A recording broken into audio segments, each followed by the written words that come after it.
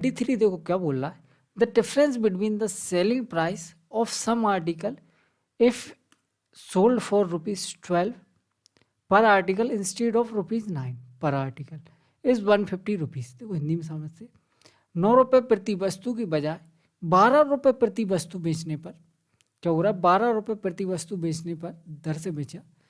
कुछ वस्तुओं का विक्रय मूल्य का बीच का अंतर क्या है, 150 रुपये है।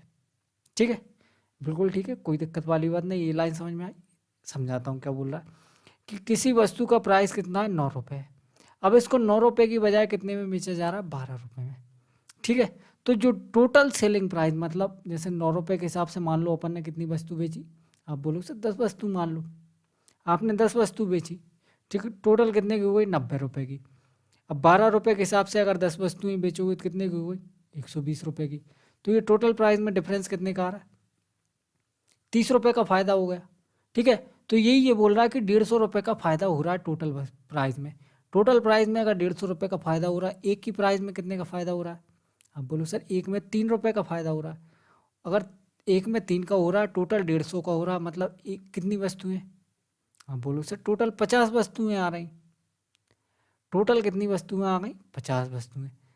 मतलब यहाँ पे डील कितनी वस्तुओं की हो रही, 50 वस्तुओं की डील हो रही है। 50 वस्तुओं का प्राइस पहले 9 रुपये था, अब 12 रुपये कर दिया, इसलिए कितने का फ़ायदा हो रहा है, 150 रुपये का फ़ायदा हो रहा है। क्योंकि एक की कीमत में कितने का फ़ायदा हो रहा है, सिर्फ 3 रुपये का। ये एक की कीमत ही तो है, एक की कीमत में कितने का फ़ायदा हो रहा है, सिर्फ 3 रुपये का। और टोटल फ़ायदा हो रहा है 150 रुपये का। इसका मतलब कितनी वस्तुओं की डील हो रही है, 50 वस्तुओं की। ठीक है, अब क्वेश्चन में बोल रखा है कि इन वस्तुओं का कीमत कितना है, 250 रुपये।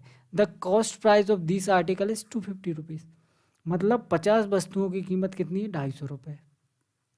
एक की कीमत कितनी आ गई, 5 रुपये। एक वस्तु की कीमत आ गई 5 रुपये। अपन से बोला 21 आर्टिकल को सेल करना 20% के प्रॉफिट पे।